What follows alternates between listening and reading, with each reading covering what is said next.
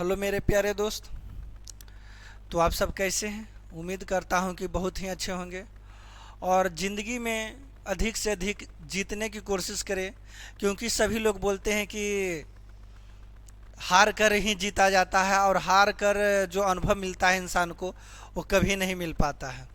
तो बता देते हैं कि जिस समाज से हम लोग बिलोंग करते हैं उस समाज में अगर जो एक बार आप फेल हो जाएंगे तो दोबारा मुंह उठाने के लिए नहीं बच पाएंगे और इतना समाज गिराने लगता है कि दोबारा आप उठ नहीं सकते हैं। इसीलिए हम लोग ज़्यादा से ज़्यादा अधिक से अधिक कोशिश करेंगे जीतने के लिए और कभी फेल होने के लिए नहीं। तो हम लोग जीतने के लिए और फर्स्ट अटेम्प्ट में फर्स्ट जॉब हम लोग को लेकर के निकलना है ताकि समाज में जो है अच्छी ज़िंदगी जी सके।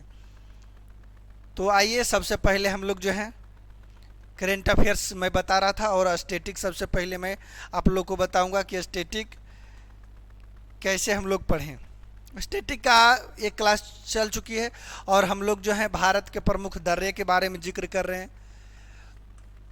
भारत के प्रमुख दर्रा, भारत के प्रमुख दर्रा और भारत के प्रमुख दर्रा में अगर जो हम भारत को मैप बनाते हैं, भारत के मैप देख लीजिए। अगर भारत के हम मैप बना रहे हैं आपको और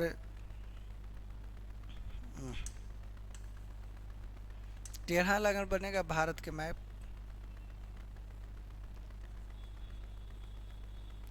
यहाँ देखिए ये इस प्रकार से भारत का ऊपरी भाग को मैंने बना दिया और सबसे पहले देखेंगे कि इस प्रकार से जब भारत और पाकिस्तान हाल फिलहाल में हम आपको बात करते हैं कि सबसे पहले जो है कि लद्दाख और जम्मू का जब धारा 370 2019 ईस्वी में हटी तो लद्दाख का मैप इस प्रकार से हो गया कि जितने भी ऊपरी हिस्से हैं इस साइड वाला जो है लद्दाख हमारा पड़ गया है।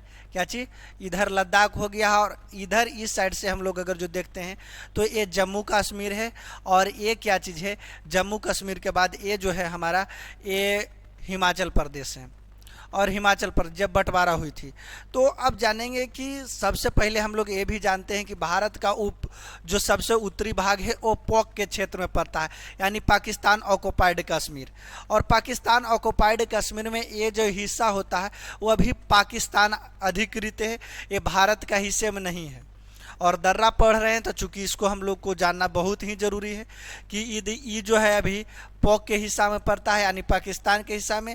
और उसके बाद जब 1962 ईस्वी में जब भारत और चीन के बीच युद्ध हुई थी तो उस युद्ध के दौरान जो है चीन जो है हमारे कुछ क्षेत्रों पर अधिकार कर लिया था, जिसको हम लोग अक्साई चीन के नाम से जानते हैं। ये जो क्षेत्र पड़ता है और लद्दाख के तरफ भी कुछ क्षेत्र है, सॉरी तिब्बत के तरफ जो क्षेत्र है उसको हम लोग अक्साई चीन के नाम से जानते हैं।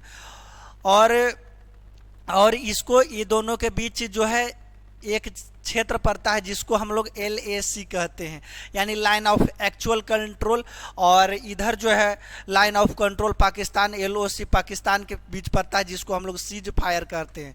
तो पाकिस्तान के तरफ जो है LOC है और यहाँ गोलीबारी नहीं होती है, सीज फायर इसको कहता है, यानी कि वहाँ के लोग जो हैं, वहाँ के जो आर्मी हैं BSF है वो जो है फायरिंग नहीं करते, हाथापाई सिर्फ होती है। तो वो सब तो जानना जरूरी नहीं है, अभी दर्रा के बारे में पढ़ रहे हैं तो दर्रा के बारे में कौन दर्रा कहाँ है वो हम जानेंगे, अभी जानने की कोशिश करेंगे।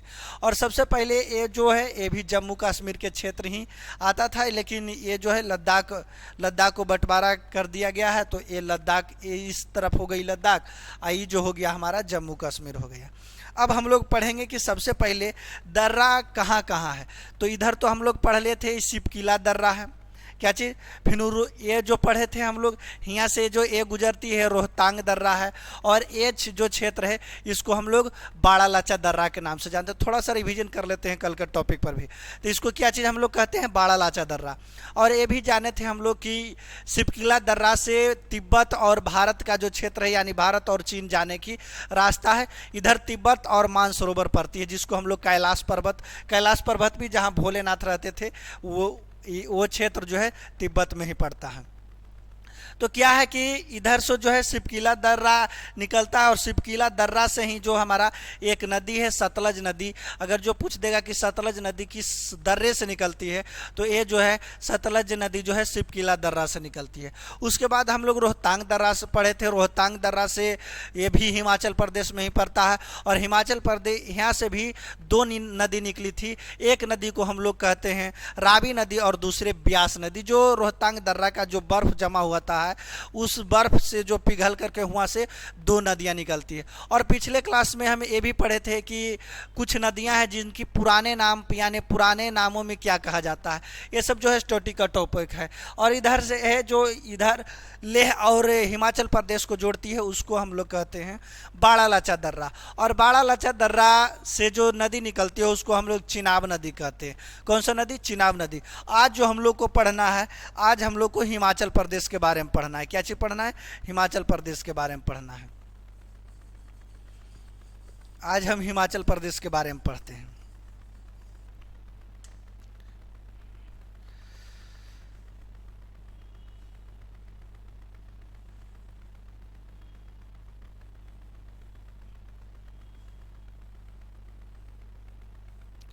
देखिए, अब हिमाचल प्रदेश तो सॉरी पढ़ चुके हैं। अब हम लोग को जो पढ़ना है, क्या चीज़ पढ़ना है? जम्मू कश्मीर। जम्मू कश्मीर में सबसे पहले जान लीजिए कि जम्मू कश्मीर में 3 बिंदु देते हैं आप लोग को। एक बिंदु हियाँ, एक बिंदु हियाँ और एक बिंदु हियाँ। ये जम्मू कश्मीर के क्षेत्र को बता रहे हैं। और जम्मू कश्मीर के क्षेत्र को, इस क्षेत्र को हम लोग लेह कहते हैं। क्या चीज़ कहते हैं? लेह कहते हैं। और जो निचली क्षेत्र होती है उसको जम्मू कहते हैं। इसको हम लोग जम्मू कहते हैं। क्या चीज़? जम्मू। और इसको जो हम लोग है श्रीनगर कहते हैं। क्या चीज़? श्रीनगर। श्रीनगर। और सबसे बड़ी बात है कि आपको जोड़ने के लिए हम ऐसा स्टैटिक्स सिखाएंगे कि आप ये भी पूछ सकता है कि ये जम्मू कश्मीर और लद्दाख को कौन जोड़ता है, जम्मू कश्मीर और लेह को कौन सा दर्रा जोड़ता है। तो ये सारी चीज़ें अब हम लोग इसमें पढ़ने वाले हैं। और सबसे पहले हम लोग पढ़ेंगे बनिहाल दर्रा। ये दोनों के जो बीच में पड़ता है उसको हम लोग क्या चीज़ कहते हैं? बनिहाल दर्रा। बनिहाल दर्रा। बनिहाल दर्रा। क्या चीज़? बनिहाल दर्रा। और यहाँ चूँकि पहाड़ी है तो पहाड़ी पर जो ये दर्रा पड़ती है उसको हम लोग इधर से इधर यहाँ जो ये क्षेत्र है यहाँ दर्रा पड़ता है। तो इधर हम बताए थे कि नीचे है जो जम्मू कश्मीर है और ऊपर क्या चीज़ है? श्रीनगर। तो आपसे पूछेगा जम्मू कश्मीर और श्रीनगर के जाने जो जाता है दर्रा उसको कौन सा दर्रा कहते हैं? यानी कि लेह से लेकर के जम्मू कश्मीर से श्रीनगर तक जाने की रास्ता को कौन सा दर्रा द्वारा जाएंगे? तो ये जाएंगे बनिहाल दर्रा द्वारा। कौन सा दर्रा द्वारा जाएंगे? बनिहाल दर्रा। और एक चीज़ इससे पहले और हम लोग जो है पढ़ेंगे सबसे पहले, यहाँ से 3 गो पर्वत निकलती है। कई गो पर्वत निकलती है? 3 गो पर्वत निकलती है। और ऊपर वाले पर्वत को हम लोग कश्मीर घाटी के नाम से जानते हैं। किस घाटी से? कश्मीर घाटी। कश्मीर घाटी के नाम से जानते हैं। और नीचे वाले पर्वत को हम लोग शिवालिक पर्वत के नाम से जानते हैं। कौन सा पर्वत? शिवालिक पर्वत के नाम से जानते हैं। और बीच वाला जो होता है पीर पंजाल श्रेणी है। पीर पंजाल श्रेणी है। बीच वाला कौन सा है? पीर पंजाल श्रेणी है। और तो जितना भी ये भी कल बताए थे आप लोग को कि जितना भी घूरने फिरने वाले क्षेत्र होते हैं ये बीच में ही क्षेत्र है। कुल्लू मनाली ये सब जो होती है, ये सब जो है यही पीर पंजाल श्रेणी के अंतर्गत आती है। कोई दिक्कत? और एक तो ये भी पूछ दिया था दरोगा के एग्जाम में कि ये जो बनिहाल दर्रा है वो किस पर्वत श्रेणी के अंतर्गत आता है? तो ये बनिहाल दर्रा जो है ये पीर पंजाल श्रेणी के अंतर्गत आता है। कौन सा श्रेणी के अंतर्गत आता है? पीर पंजाल श्रेणी के अंतर्गत। और सबसे बड़ी खास बात है कि यहाँ एक सुरंग है जिसको हम लोग जवाहर सुरंग के नाम से जानते हैं। जवाहर सुरंग के नाम से जानते हैं। और इससे पहले हम लोग पढ़े थे रोहतांग दर्रा। रोहतांग दर्रा के सामने एक जो रोहतांग दर्रा भी इसके रोहतांग दर्रा के पास भी एक सुरंग है जिसको हम लोग अटल सुरंग के नाम से जानते हैं। और अटल सुरंग सबसे लंबी सुरंग है जिसकी लंबाई 9.02 किलोमीटर है। कोई दिक्कत नहीं। और ये अटल सुरंग है जो मनाली से लेह जाने की रास्ता है। जो रास्ता था वो उसको जो है 46 किलोमीटर की दूरी को कम कर दिया है। कोई दिक्कत? तो क्या चीज़? बनिहाल दर्रा। बनिहाल दर्रा कौन सा श्रेणी के अंतर्गत आती है? तो पीर पंजाल श्रेणी के अंतर्गत आती है। और बनिहाल दर्रा जम्मू और श्रीनगर को जोड़ने की काम करती है। कोई दिक्कत नहीं। उसके बाद हम लोग जो अब पढ़ेंगे वो हम लोग पढ़ेंगे जोजिला दर्रा।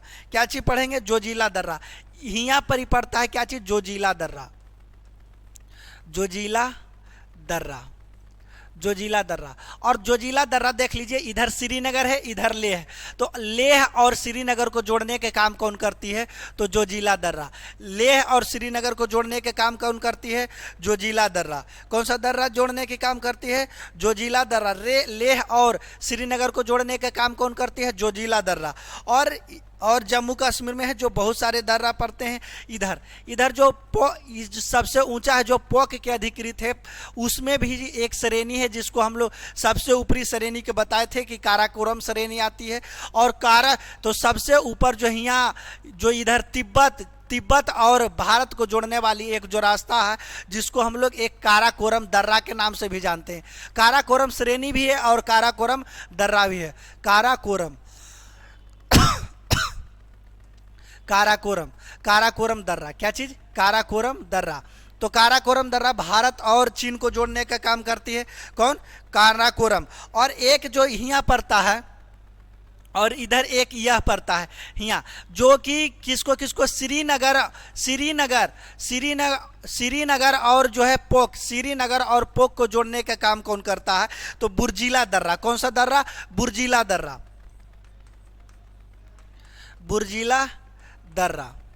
बुर्जिला दर्रा किनको जोड़ने के काम करता है? तो बुर्जिला दर्रा जो है पोक यानी पाकिस्तान ऑक्युपाइड कश्मीर और जो है लद्दाख के क्षेत्र में पड़ता है। तो लद्दाख, ये भी पूछ देगा कि लद्दाख और पोक को बीच जो दर्रा है उसका क्या नाम है? यानी पोक और लद्दाख से जाने वाली जो रास्ता है, कौन सा दर्रा से होकर के गुजरती है? तो वो बुर्जिला दर्रा है।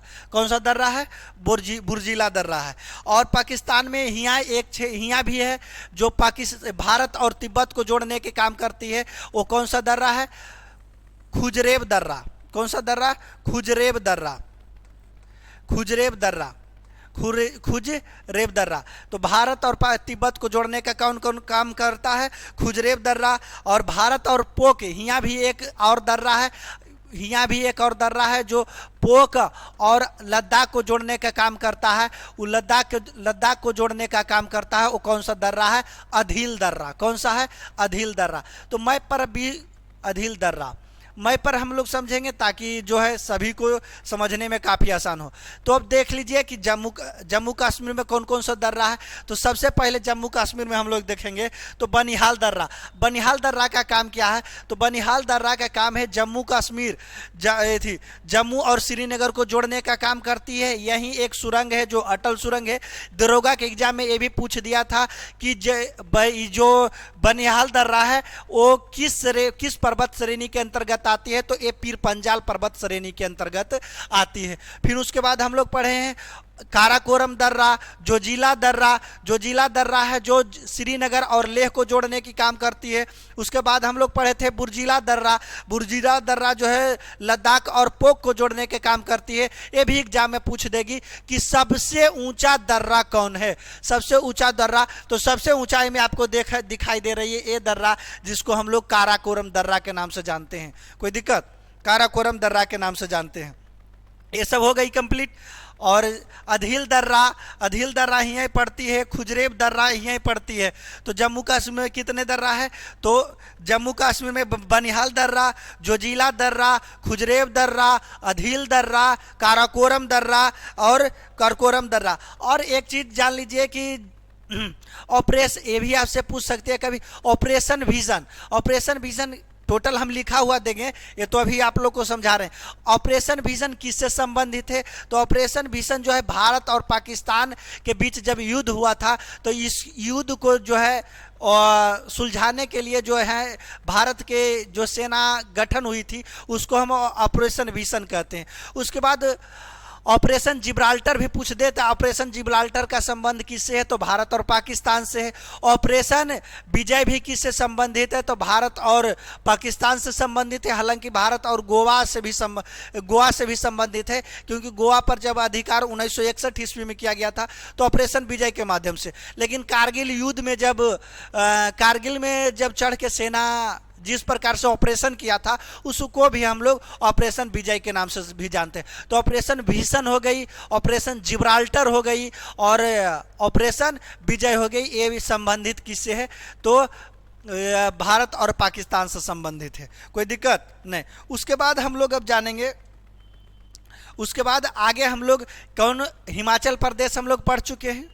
लद्दाख के भी लगभग कंप्लीट हो चुका है कि लद्दाख में काराकोरम दर्रा लद्दाख को जोड़ती है, जो जिला दर्रा लद्दाख में ही है स्थित, तो लद्दाख को भी बता दिए हम। उसके बाद अब हम लोग पढ़ते हैं, उसके बाद अब हम लोग पढ़ेंगे, पहले भारत के मैप बना लेते हैं।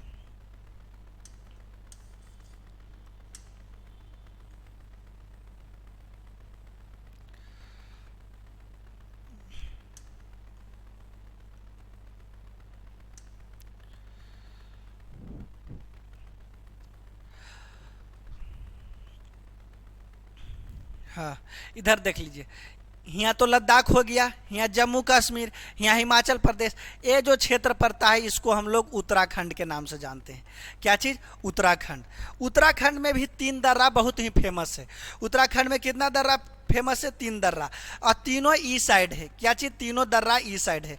माना दर्रा, माना दर्रा, नीति दर्रा, नीति दर्रा और लिपू लेख दर्रा, लिपू लेख दर्रा, लिपू लेख दर्रा।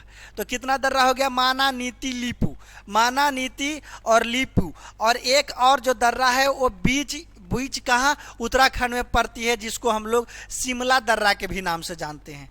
क्या सा दर्रा, शिमला दर्रा के नाम से जानते हैं, शिमला दर्रा। तो ये पूछ देगा शिमला दर्रा कहाँ स्थित है, तो शिमला दर्रा उत्तराखंड के लगभग मध्य में है। कौन सा दर्रा है, शिमला दर्रा। और जो है माना दर्रा, नीति दर्रा और लिपुलेख दर्रा, ये तीनों दर्रा जो है, ये तीनों दर्रा जो है तिब्बत को, उत्तराखंड यानी तिब्बत को भारत से जोड़ती है, तिब्बत को जो है भारत से जोड़ने के काम करती है। कौन, ये तीनों दर्रा। और ये भी पूछ सकता है कि यहाँ से डायरेक्ट हम लोग कैलाश पर्वत पर जाने की कौन सा रास्ता है, तो लिपुलेख दर्रा। ये तीनों दर्रा से हम लोग जा सकते हैं। आप लोग को पहले आप पूछे थे कि क्या एक ही रास्ता है, सिपकिला दर्रा से भी बताए थे कि मानसरोवर कैलाश पर्वत की ओर जाने का रास्ता सिपकिला दर्रा से है। उसके बाद सिपकिला दर्रा सिर्फ नहीं है, माना दर्रा से भी जाते हैं, नीति दर्रा से भी जाते हैं और लिपुलेख दर्रा से। अब जिस प्रकार से कहें कि बाढ़ में हम लोग हैं तो यहाँ बाजितपुर से स्टेशन जाने की कौन सी रास्ता है, तो ये भी स्टेशन जाने की बहुत से रास्ता है। उधर से लहरिया पोखर होते घूरते चले जाइए, इधर बाजितपुर से चले जाइए, दया चक से चले जाइए, बहुत सारे रास्ते हैं। इसीलिए जो है तिब्बत से भारत को जोड़ने के लिए कई सारे दर्रे भी बने हैं। कोई दिक्कत तो नहीं होनी चाहिए। तो माना दर्रा, नीति दर्रा, लिपुलेख दर्रा, माना दर्रा, लिपुलेख दर्रा और एक कौन सा है, शिमला दर्रा। जम्मू कश्मीर में भी सभी दर्रे पढ़ चुके हैं। बनिहाल दर्रा, जोजिला दर्रा, बुर्जिला दर्रा, खुजरेब दर्रा, अधील दर्रा, काराकोरम दर्रा, ये सब जो हैं ये सब कहाँ है, तो ये सब जम्मू कश्मीर और लद्दाख में है। और फिर हिमाचल प्रदेश में है सिपकिला दर्रा, रोहतांग दर्रा, ये सब जो है कहाँ पड़ता है, तो हिमाचल प्रदेश में पड़ता है। कोई दिक्कत। अब हम लोग जानेंगे इधर से, अब हम लोग जानने की कोशिश करेंगे। एक फिर मैप बना देते हैं, धीरे धीरे मैप बनाएंगे और हम लोग पढ़ते चले जाएंगे।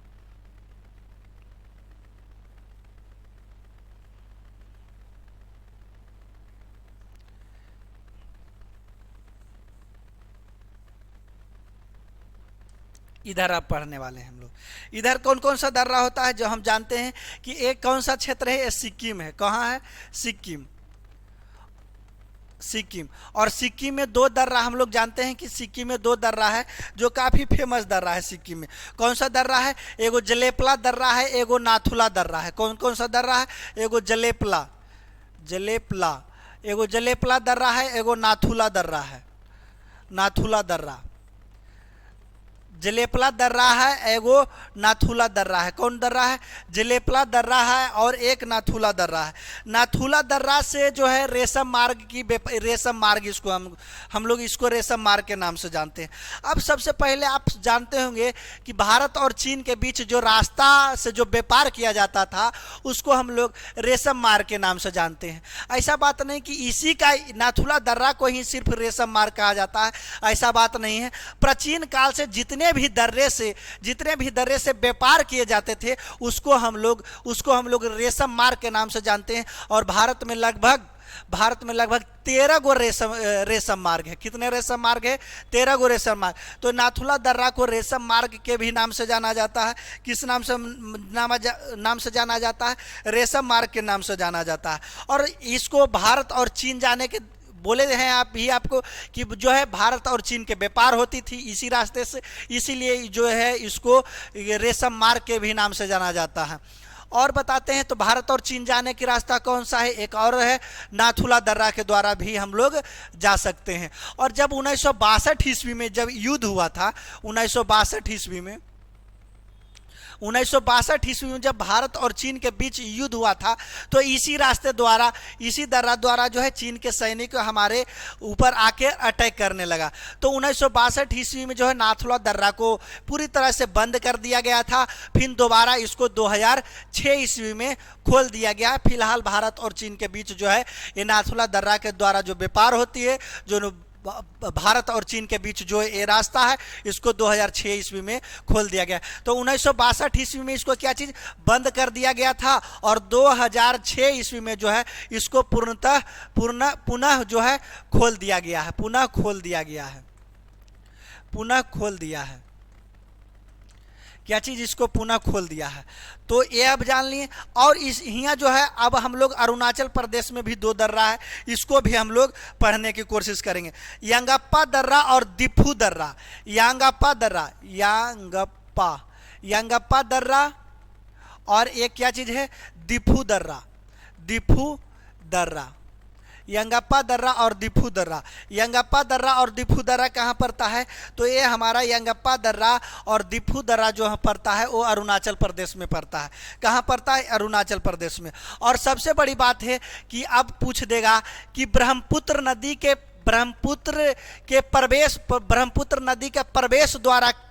प्रवेश द्वार किसे कहा जाता है? तो यंगप्पा द्वारा, यानी ब्रह्मपुत्र नदी भारत में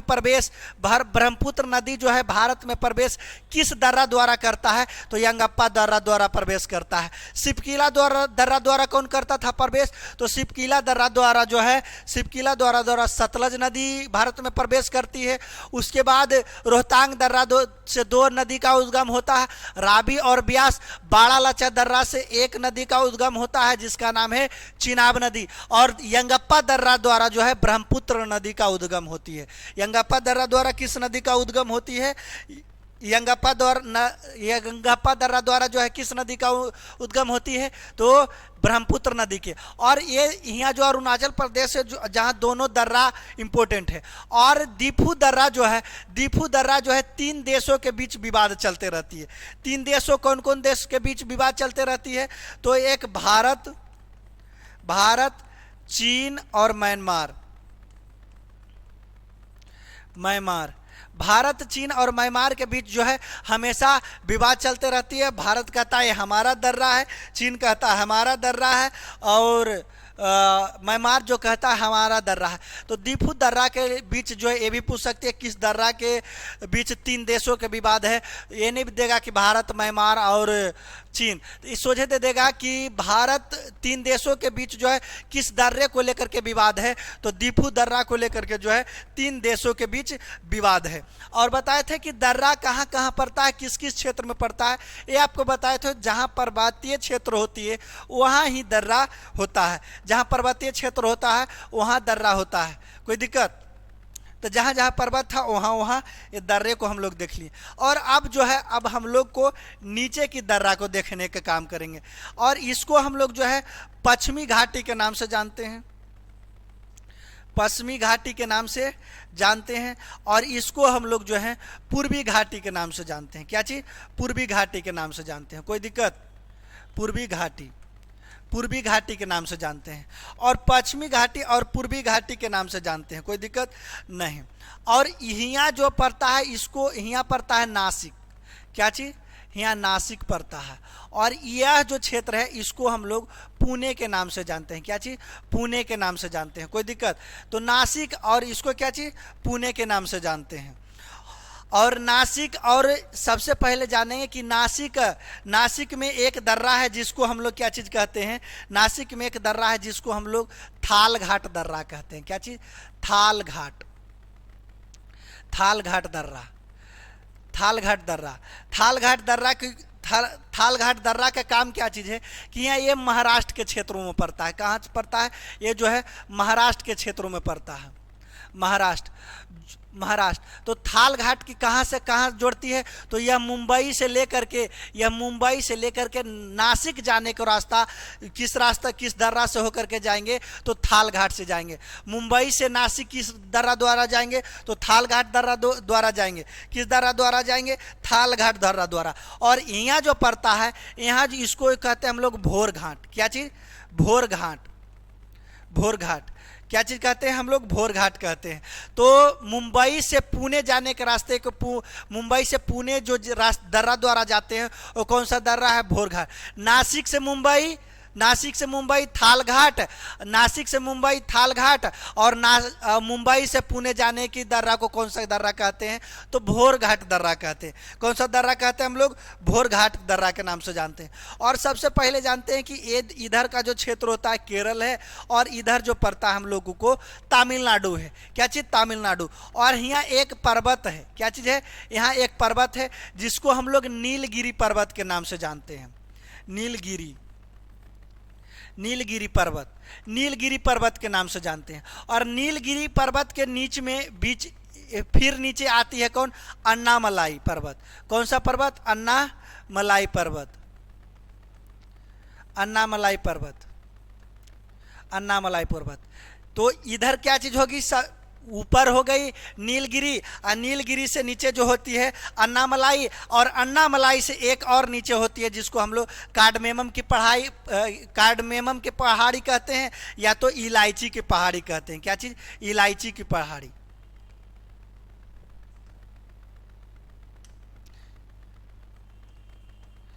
इलायची की पहाड़ी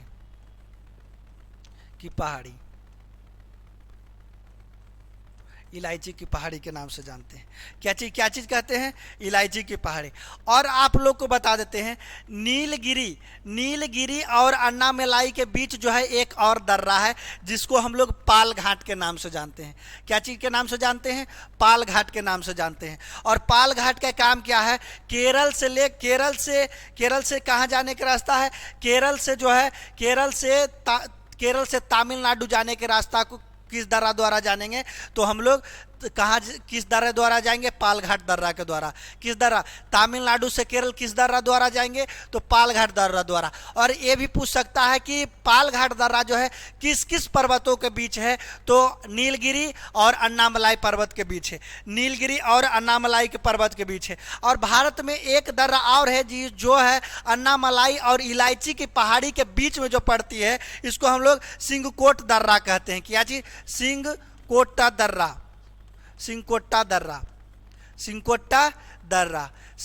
दर्रा की कौन कौन पहाड़ी के बीच है, अन्नामलाई और इलायची पहाड़ी के बीच के जो पर्वत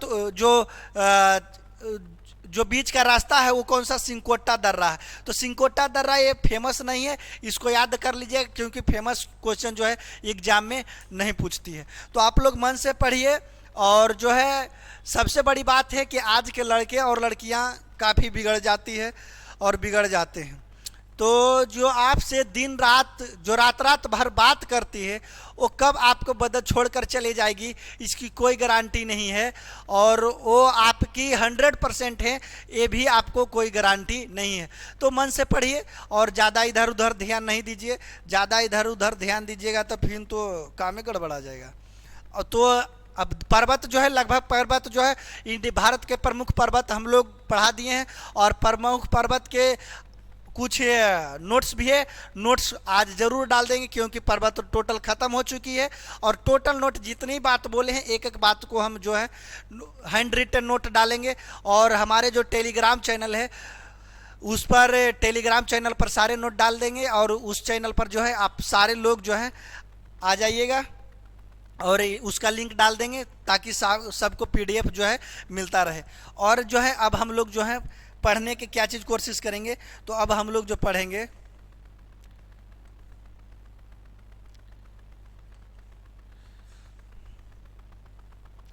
अब हम लोग स्पीडी के वन लाइनर करेंट अफेयर्स पढ़ रहे हैं। वन लाइनर करेंट अफेयर्स में आप लोग देख लीजिए कि क्या क्या चीज़ है। 19 अप्रैल 2023 को किस देश ने पानी के भीतर परमाणु हमला करने वाला ड्रोन हायल 2 का परीक्षण किया है? तो कौन किया है? उत्तर कोरिया किया है। कौन? रुको यार, कौन किया है? उत्तर कोरिया। उत्तर कोरिया जानते हैं कि उत्तर कोरिया का जो किम जोंग है वो काफ़ी खतरनाक है। वो कुछ ना कुछ मिसाइल हरदम लॉन्च करते रहते हैं और ये ऐसा मिसाइल है जो कि पानी के अंदर अंदर ही मारेगा। पानी के अंदर अंदर मारने वाला कौन सा मिसाइल? ड्रोन हायल 2 का परीक्षण हाल फिलहाल में जो है कोरिया लॉन्च किया है। आईपीएल में सबसे तेज जो है 6000 रन बनाने वाले कौन सा प्लेयर है? David Warner. आपसे ये पूछ देगा ड्रोन हायल 2 का लॉन्च किसने किया है? तो उत्तरी कोरिया किया है। कौन किया है? उत्तरी कोरिया जो है पानी के भीतर परीक्षण किया है और ये पानी के अंदर अंदर मारने का कोशिश करेगा। और फिर क्या चाहिए? उत्तर प्रदेश के किस जिले में विश्व का पहला एशियाई किंग गिद्ध संरक्षण एवं प्रजनन केंद्र बनाया गया है? तो महाराजगंज में बनाया गया है। कहाँ बनाया गया? यानी विश्व का पहला और एशियाई किंग गिद्ध संरक्षण प्रजनन केंद्र उत्तर प्रदेश में बनाया गया है। और उत्तर प्रदेश का किस जिला में बनाया गया है? तो महाराजगंज में बनाया गया है। कहाँ बनाया गया है? महाराजगंज में बनाया गया है। बाघ गणना के अनुसार भारत में 2022 तक बाघों की आबादी बढ़कर कितनी हो गई थी? तो 3167 हो गई थी। अभी दोबारा गणना नहीं हुई है, दोबारा गणना हो जाएगी तो हम आपको अपडेट कर देंगे। लेकिन 2022 तक की गणना हुई थी जिसमें क्या चीज़ 3167 है। 3167 बाघों की जो है गणना हुई थी। चूँकि ये सब इसलिए बता देते हैं क्योंकि बिहार पुलिस का क्वेश्चन जो होता है बढ़िया से स्पष्ट रूप से कहीं से कुछ भी डाल देता है, इसीलिए ये सब जो है बताना पड़ता है। तो किसने जम्मू कश्मीर में ट्यूलिप गार्डन का उद्घाटन किया था? तो मनोज सिन्हा। ट्यूलिप गार्डन का उद्घाटन किसने किया है? मनोज सिन्हा ने किया है। ट्यूलिप गार्डन का उद्घाटन किसने किया है? मनोज सिन्हा। ड्रोन हायल 2 का परीक्षण कौन देश किया है? तो उत्तरी कोरिया किया है। कौन किया है? उत्तरी कोरिया किया है। और एशिया का और विश्व का सबसे पहला जो है किंग गिद्ध संरक्षण और प्रजनन केंद्र जो बनाया गया है वो उत्तर प्रदेश के महाराजगंज में बनाया गया है। कोई दिक्कत? एयरलाइंस मास्टर 2023 पुरुष एकल का खिताब किसने जीता है? तो प्रियांशु राजावत ने जीता है।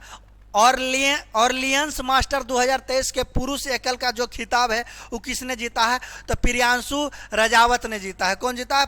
प्रियांशु राजावत। किसने सांख्यिकी 2023 में अंतर्राष्ट्रीय पुरस्कार जीता है? तो CR राव जो है सांख्यिकी 2023 में जो अंतर्राष्ट्रीय पुरस्कार हुई थी उसमें इन्होंने पुरस्कार जीते हैं। इनका क्या नाम है? CR राव। कौन है? CR राव। अमित शाह ने कहा वाइब्रेट विलेज प्रोग्राम लॉन्च किया है? तो अरुणाचल प्रदेश में वाइब्रेट विलेज प्रोग्राम जो है लॉन्च किया है। अब वाइब्रेट विलेज प्रोग्राम होता क्या चीज़ है? तो वाइब्रेट विलेज प्रोग्राम है यानी कि किसी खास गांव के लिए यानी कुछ खास क्षेत्रों के लिए जिसकी जो काफ़ी गरीबता से जी रही है, वो काफ़ी जो है काफ़ी वो स्वतंत्र महसूस नहीं कर रही है। तो इसीलिए अमित शाह ने जो देखिए कि सबसे अगर जो कम स्वतंत्रता वाले क्षेत्र जो हम बात करते हैं तो तिब्बत का क्षेत्र है।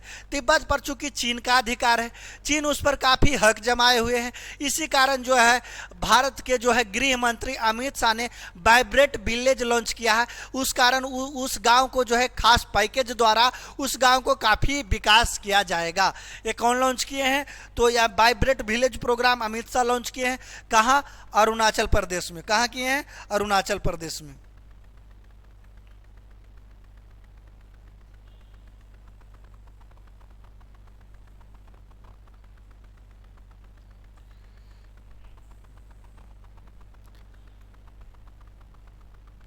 नेक्स्ट देख लीजिए क्या चीज़ है। 11 अप्रैल 2023 को जारी फ्रीडम हाउस की वर्ल्ड फ्रीडम इंडेक्स 2023 में दुनिया का सबसे आज़ाद देश का दर्जा किसे मिला है? तो तिब्बत को। यानी दुनिया का सबसे कम आज़ादी, अभी बताए थे आप लोग को, जिसमें वाइब्रेट विलेज लॉन्च किया गया है, यानी कि कम विकसित है, क्योंकि वहाँ जो है तिब्बत वाले जो गांव वहाँ पड़ते हैं उसको चीन जो है गुलाम करके रखा है। तो इसीलिए अमित शाह ने उसको खास पैकेज देकर के विकास करने के काम हमारे गृह मंत्री अमित शाह जी ने किए हैं। तो vibrate village programme Arunachal Pradesh में लॉन्च किए हैं और बोला है कि 2023 के जो वर्ल्ड फ्रीडम इंडेक्स है, जिसमें सबसे कम आज़ादी और सबसे कम स्वतंत्रता वाले देश किसे घोषित किया गया है, किसे दर्जा मिला है? तो तिब्बत को मिला है। किसे मिला है? तिब्बत को। किस राज्य सरकार ने डेयरी किसानों को समर्थन करने के लिए संजीवनी परियोजना हिमाचल प्रदेश लाया है? यानी दूध वाले जो पशु पालन करते हैं किसान, उनके लिए जो है संजीवनी परियोजना, यानी डेयरी किसानों के अंतर्गत जो है संजीवनी परियोजना लाई है। कौन सा राज्य लाई है? तो हिमाचल प्रदेश लाई है। कौन सा राज्य लाई है? हिमाचल प्रदेश। विदेश मंत्री एस जयशंकर ने तुलसी घाट बहाली परियोजना शुभारंभ कहाँ किया है? तो युगांडा में किया है। तुलसी घाट बहाली परियोजना कहाँ किया है? युगांडा में किया है। टचलेस बायोमेट्रिक सिस्टम विकसित करने के लिए किस आईआईटी ने यूआईडीएआई के साथ साझेदारी किया है? तो आईआईटी बम्बई के साथ किया है। टचलेस बायोमेट्रिक सिस्टम, यानी कि जो बायोमेट्रिक सिस्टम अभी देखते होंगे कि बहुत सारे सरकारी स्कूलों में जो है बायोमेट्रिक आ गया, यानी अटेंडेंस बनाना है तो उसको फिंगर पहले देना पड़ेगा, डायरेक्ट हुआ जो हेडक्वार्टर होता है वहाँ जो है आपका अटेंडेंस बनेगी। तो वही जो है 2023 ईस्वी में टचलेस यानी कि बिन छुए हुए बायोमेट्रिक सिस्टम विकसित करने वाला किस आईआईटी का हो गई है? तो आईआईटी बम्बई हो गई है। कौन हो गई है? बम्बई हो गई है। 11 अप्रैल 2023 को जारी रिपोर्ट के अनुसार सर्वश्रेष्ठ सार्वजनिक परिवहन वाले शहर के लिस्ट में कौन शीर्ष स्थान पर है? तो बर्लिन है। कौन शीर्ष स्थान पर है? बर्लिन है। सार्वजनिक परिवहन जो होता है उसमें सबसे ज़्यादा सार्वजनिक परिवहन वाले देश कौन सा बन गया है? तो बर्लिन बन गया है। मराठा उद्योग रत्न 2023 का पुरस्कार किसे मिला है? तो नीलेश सांबरे को मिला है। मराठा यानी ये महाराष्ट्र द्वारा जो दिया जाता है मराठा उद्योग रत्न पुरस्कार। और किस सेक्टर में, किस क्षेत्र में दिया जाता है? तो ये जो दिया जाता है वो बिजनेस के क्षेत्र में दिया जाता है, सामाजिक कार्य के क्षेत्रों में दिया जाता है, शांति के क्षेत्र में। तो यानी सबसे पहले मराठा उद्योग रत्न पुरस्कार किसे मिला गया था? तो टाटा कंपनी के मालिक कौन है? टाटा साहब को ही मिला था, उन्हीं को मिला था। नाम आएगा तो बाद में बता देंगे आपको। मराठा उद्योग रत्न पुरस्कार 2023 में किसे दिया गया है? तो नीलेश सांबरे को दिया गया है। किसे दिया गया है? भारतीय विश्व शतरंज आर्मगेडन एशियाई क्या चीज एशियाई के जो है ओशियन टाइटल्स किसने जीता है? तो डी गुकेश ने जीता है। ये कई बार एग्जाम में पूछ देते हैं, इंपोर्टेंट शतरंज वाले हैं, याद रखिएगा, डी गुकेश। नेक्स्ट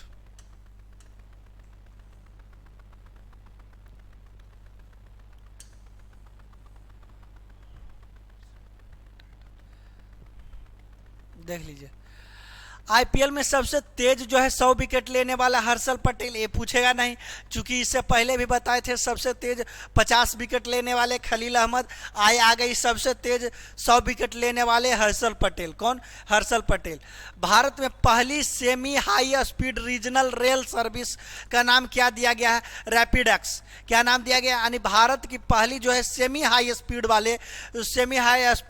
को जनरल रेल सर्विस, यानी रेल सर्विस में बहुत स्पीड, इसको नाम क्या दिया गया है? रैपिडेक्स दिया गया है। किस देश ने क्रिप्टो फर्मो लाइसेंस देने का पहल शुरू किया है? तो अल सल्वाडोर किया है। क्रिप्टो फर्मो को लाइसेंस देने वाला, यानी क्रिप्टो फर्मो जैसे एक तरह से जो है गेमिंग क्वाइन है। इस गेमिंग क्वाइन को जो है गेमिंग क्वाइन को जो है मुद्रा के रूप में दर्जा दे दिया है। तो कौन सा देश इसको लाइसेंस दे दिया है? अल सल्वाडोर दे दिया है। कौन दे दिया है? El Salvador. कौन सा राज्य सावरकर के जन्मदिन पर, तो 28 मई को सावरकर का जन्म हुआ था, वीर सावरकर को, तो स्वतंत्र वीर गौरव दिवस के रूप में मनाएगा। तो महाराष्ट्र जो है हर बार 28 मई को ही महाराष्ट्र के जन्मोत्सव पर स्वतंत्र वीर गौरव दिवस के रूप में मनाएगा, महाराष्ट्र मनाएगा। ये भी पूछ सकता है स्वतंत्र वीर गौरव दिवस कब मनाई जाती है, तो 28 मई को मनाई जाती है। और किसके जन्म दिवस पर मनाई जाती है, तो वीर सावरकर के जन्म दिवस पर मनाई जाती है। कौन सा देश अंतिम शेष परमाणु संयंत्रों को बंद कर दिया है, तो जर्मनी जो है अंतिम शेष परमाणु संयंत्र जो हुआ है उसको बंद कर दिया गया है कि अब बंद कर दिया जाए इसको। क्या चीज, 12 अप्रैल 2023 को सबसे बेहतर रख रखाव वाला टाइगर रिजर्व घोषित कौन सा किसको किया है, तो पेरियार टाइगर रिजर्व कहाँ पड़ती है, तो केरल में पड़ती है। ये भी आप लोग को टाइगर रिजर्व का जो टॉपिक पढ़ाएंगे स्टैटिक में, तो इसमें भी आप लोग को हम बता देंगे कि कौन टाइगर रिजर्व कहाँ है। तो पेरियार टाइगर रिजर्व को सबसे बेहतर रख रखाव के लिए जो है इसको घोषित किया गया है। किसे किया गया है, पेरियार टाइगर रिजर्व को। निशा दहिया ने काजाकिस्तान में एशियाई कुश्ती चैंपियनशिप में कौन सा पदक जीता है, तो रजत। आपसे ये भी पूछ सकता है कि एशियाई कुश्ती चैंपियनशिप कहाँ हुई थी, तो काजाकिस्तान में हुई थी। और निशा दहिया ने रजत पदक हासिल किए हैं। कौन पदक, रजत पदक। किस राज्य में गोंड पेंटिंग के लिए जीआई टैग किन्हें मिला है, तो मध्य प्रदेश को मिला है। गोंड पेंटिंग के लिए किसको मिला है जीआई टैग, तो मध्य प्रदेश के लिए मिला है।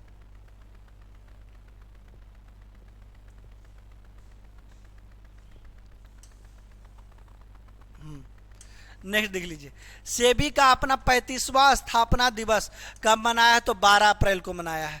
कब मनाया है, 12 अप्रैल को। 13 अप्रैल को एग्री ड्रोन सब्सिडी प्राप्त करने वाली पहली कंपनी कौन सी बन गई है, तो गरुड़ एरोस्पेस बन गई है। एग्रो ड्रोन सब्सिडी प्राप्त करने वाली पहली कंपनी कौन सी बन गई है, तो गरुड़ एरोस्पेस बन गई है। 13 अप्रैल 2023 को जारी सबसे अधिक आपराधिक देशों की रैंकिंग में कौन सा देश जो है शीर्ष स्थान पर है, तो वेनेजुएला है। भारत का स्थान जो है आपराधिक रैंकिंग में जो है कैमा नंबर पर है, तो 77वां नंबर पर भारत का स्थान है। कैमा नंबर पर, 77 नंबर पर स्थान जो है भारत का है। लेकिन टॉप स्थान पर कौन है आपराधिक मामलों में, तो वेनेजुएला है। कौन है, वेनेजुएला है।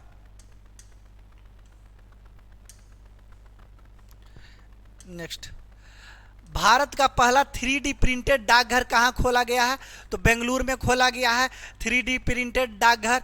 भारत का पहला अंडर वाटर मेट्रो ट्रेन का सफल ट्रायल किस शहर में किया गया था, तो केरला में किया गया है। और 3D डाक प्रिंटिंग, आप ये भी बता दीजिएगा कि सबसे पहले डाक का व्यवस्था कहाँ किया गया था, जब अंग्रेजों डाक लाया था। तो आप जानते हैं कि ये बता दीजिए कमेंट में कि किनके शासन काल में आया था और कब आया था, किनके शासन काल में आया था और कहाँ आया था और कब आया था, ये आप बता दीजिए। और 13 अप्रैल 2023 ईस्वी को किस देश में H3N8 बर्ड फ्लू दुनिया का पहला मौत दर्ज किया गया है, तो चीन में किया गया था। कोरोना वायरस भी चीन में ही आया था। बर्ड फ्लू H3N8 जो बर्ड फ्लू है, ये पक्षियों में पाई जाने वाली एक बीमारी है, जो भी कहाँ पाया गया है, तो चीन में ही पाया गया है। आपसे ये पूछ देगा कि बर्ड फ्लू किसका अपरूप है, तो इसका बता दीजिएगा H3N8, किसका, H3 और N8। 13 अप्रैल को किस राज्य में सुहेलवा अभ्यारण्य में बाघों का पहला फोटोग्राफ प्रमाण दर्ज किया गया है, तो उत्तर प्रदेश में किया गया है। किसको किया गया, AI इंडेक्स रिपोर्ट के अनुसार शीर्ष पर कौन है, तो अमेरिका है। 14 अप्रैल को किसने अपनी coffee table book the banker to every Indian launch किया है, तो SBI बैंक ने लॉन्च किया है the banker to every Indian. और 14 अप्रैल को सब किनके जन्म दिवस हम लोग मनाते हैं, तो बता दीजिए कमेंट में कि 14 अप्रैल को हम लोग किनका जन्म दिवस के रूप में मनाते हैं। राज्य ऊर्जा दक्षता सूचकांक 2022 में कौन सा शीर्ष स्थान पर है, तो आंध्र प्रदेश में है। कौन शीर्ष स्थान पर है, आंध्र प्रदेश में। 3D प्रिंटेड डाकघर कहाँ खोला गया है, बेंगलुरु में खोला गया है। और सबसे पहले जो डाक व्यवस्था हुई थी कहाँ हुई थी, तो कोलकाता में हुई थी। कोलकाता में हुई थी। कहाँ हुई थी? कोलकाता में हुई थी। धीरे धीरे आपको सब चीज़ बताएंगे और ये जो है आप लोग भी कमेंट बॉक्स में बताते रहिएगा। और 14 अप्रैल को जो है हम लोग भीमराव अंबेडकर के जन्म दिवस मनाते हैं। 14 अप्रैल को किनको? भीमराव अंबेडकर के जन्म दिवस के रूप में मनाते हैं। 14 अप्रैल को business leader of the decade पुरस्कार, business leader of the decade पुरस्कार, एक मिनट रुक जाइएगा, एक मिनट